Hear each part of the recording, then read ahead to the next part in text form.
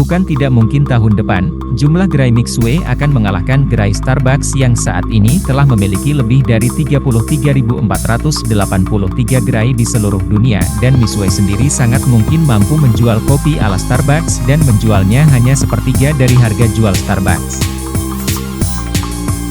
Hello guys, welcome back to UTV Viral Channel. Hari ini saya akan sharing tentang kisah sukses dan strategi Mixue. Ada yang menyebutnya Mixue jika saya salah tolong dikoreksi ya. Mixue sedang tren dan viral di beberapa negara karena pertumbuhan toko yang fenomenal. Toko es krim dan teh Mixue kini telah mencapai lebih dari 24.000 toko, belum termasuk toko yang ada di Jepang dan Korea Selatan. Padahal Burger King yang lebih duluan didirikan pada tahun 1953, tokonya di seluruh dunia baru 19.247. Ini viral banget, menjadi perbincangan oleh para analis dan pebisnis, terutama di Cina dan Indonesia. Akhir-akhir ini ramai dibicarakan tentang Mixue ini. Pertumbuhan fenomenal karena toko tumbuh sangat cepat.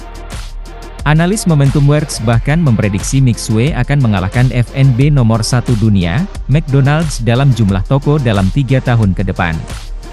Bagaimana Mixue ini bisa sangat sukses dan viral di mana-mana? Mari kita coba belajar darinya. Yuk coba dipelajari, siapa tahu ilmunya bisa digunakan untuk Anda yang ingin membangun usaha bisnis atau memunculkan ide untuk memulai usaha bisnis baru. Yang pertama, penting subscribe guys, gratis.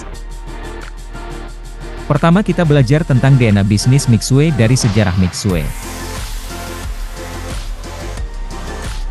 Sebagian dari kalian pasti sudah tahu bahwa perusahaan ini didirikan oleh Zhang Hongchao, orang terkaya nomor 1 di Provinsi Henan, Cina, menurut laporan Hurun tahun 2022.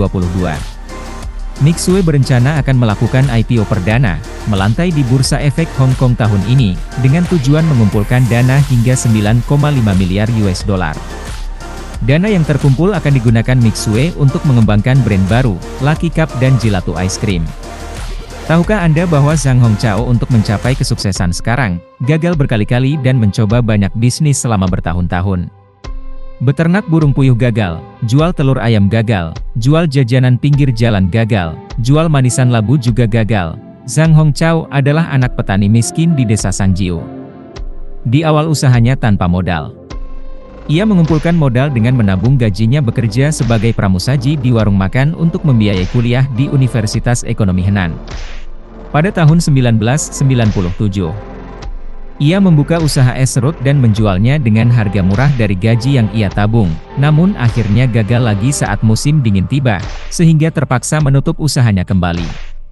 Dia telah mencoba berkali-kali dan gagal, dan akhirnya semua modalnya habis. Sehingga dia harus kembali ke kampung halamannya dan meminta bantuan neneknya, karena orang tuanya ingin dia kuliah dulu, dan tidak berbisnis.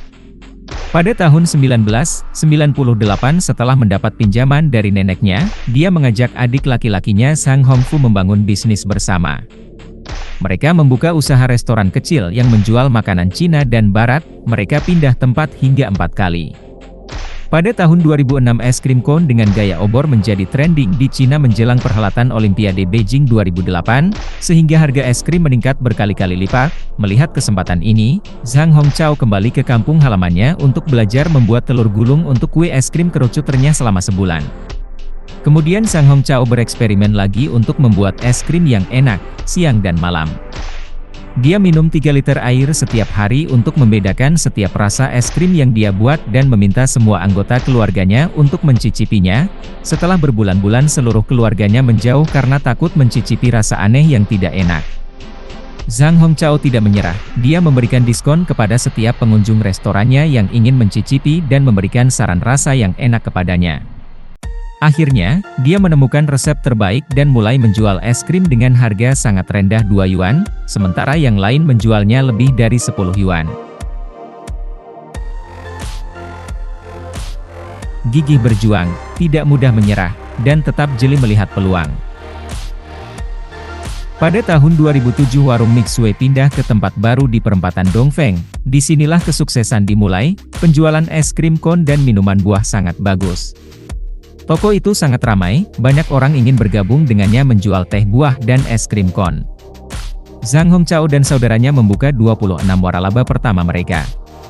Mengelola 27 toko, membuat mereka kewalahan dan mulai bermasalah dengan bahan baku karena kualitas dan harga yang tidak terkendali, sedangkan mereka tetap berpegang teguh pada prinsip bahwa harga jual harus murah dan rasa yang enak.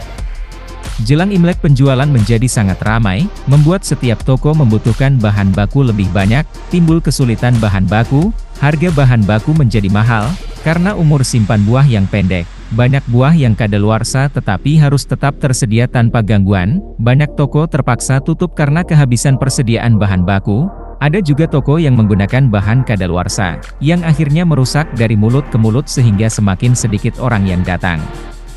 Zhang Hongchao mencoba menyelesaikan masalah secara pribadi dengan mengunjungi toko yang tidak berjalan dengan baik, menunjukkan masalah dan memberikan saran yang tepat dan secara langsung mendanai dan memesan bahan baku agar toko-toko tersebut tetap jualan. Pada tahun 2008 Zhang Hongchao menyadari bahwa rantai pasokan bahan baku harus berada di tangannya sendiri, sehingga pasokan untuk tokonya tidak terputus dan harga tetap jauh lebih rendah dari harga pesaing. Kemudian mereka mendirikan perusahaan perdagangan Zhengzhou Mixue Bingcheng, memperdagangkan pasokan bahan baku untuk toko kewaralabanya. Semakin banyak orang bergabung dengan Mixue, toko bertambah menjadi 180.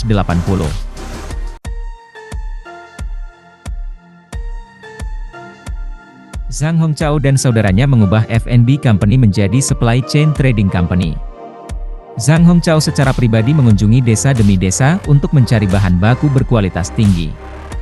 Zhang Hongchao mengamati kualitas lemon yang baik di bawah terik matahari. Dia bekerja langsung dengan banyak petani teh dan buah untuk menghilangkan pihak ketiga dan memperlancar pasokan bahan baku ke toko. Kita belajar dari cerita di atas, bisnis F&B tidak terpaku pada penjualan produk makanan dan minuman. Mixue menjual bahan baku F&B kepada orang yang menjualnya. Kita belajar bagaimana menjadi kreatif dalam berbisnis. Bagaimana strategi Mixue untuk memenangkan pasar? Zhang Hongchao dan saudaranya menciptakan sistem waralaba yang unik, tidak ada royalti penjualan produknya, Mixue menjual bahan baku harga rendah dan pengiriman bahan baku gratis ongkir ke toko franchise-nya, mesin dan peralatan, dekorasi, biaya franchise tahunannya lebih murah dibandingkan pesaingnya. Waralabanya bekerja secara mandiri, sistem franchise dengan biaya yang murah telah menarik banyak orang untuk bergabung dengan Mixue. Strategi Mixue semakin banyak toko, semakin banyak permintaan bahan bakunya. Permintaan bahan baku yang semakin besar membuat Mixue punya daya tawar yang semakin kuat karena economics of scale, makin besar kuantitasnya semakin murah harganya. Sehingga tercipta perputaran snowball effect yang berkelanjutan yang semakin besar. Pada tahun 2010 Zhang Hongchao dan saudaranya menjadikan Mixue menjadi perusahaan induk yang membawahi perusahaan R&D, dengan pengolahan bahan baku yang terintegrasi dan integrated smart storage and logistics. Kesuksesan ini, membuat Mixue menjadi perusahaan waralaba F&B nomor 1 di Tiongkok. Setelah mempelajari laporan keuangannya, pendapatan dari penjualan toko milik sendiri dari tahun ke tahun mengalami penurunan, hanya sebesar 2% per tahunnya dibandingkan penjualan bahan baku dan peralatan kepada franchise-nya yang mencapai lebih dari 95% dan terus meningkat setiap tahunnya. Pada tahun 2021 penjualan bahan baku kepada franchisee mencapai 16 triliun rupiah, packagingnya mencapai 3,9 triliun, serta mesin dan peralatan mencapai 1,55 triliun rupiah.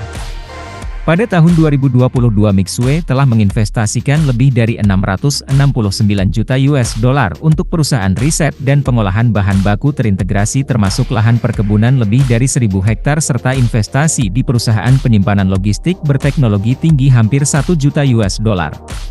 Meskipun Mixue berkembang pesat yang menjadikannya 5 teratas di dunia untuk jumlah toko, mereka tetap berpegang pada prinsip awal mereka dan teguh dalam menjaga kualitas tinggi dengan harga produk yang sangat rendah dibandingkan dengan pesaing mereka. Zhang bersaudara telah berhasil membangun rantai pasokan terintegrasi yang kuat, lebih banyak toko menuntut lebih banyak bahan, itu membuat perputaran economics of scale berkelanjutan, tanpa pasokan bahan baku yang lancar dan berkualitas tinggi untuk produk mereka, penjualan produk hanyalah strategi omong kosong. Apakah siklus hidup produk Mixue hanya tren sementara dan akan jenuh dan melewati masa kejayaannya? Menurut Anda, apa yang dapat kita pelajari dari strategi bisnis Mixue? Sekian sharing saya tentang Mixue, semoga bermanfaat bagi Anda, jangan lupa jempol ke atas, komen, dan subscribe. Sampai jumpa di video selanjutnya.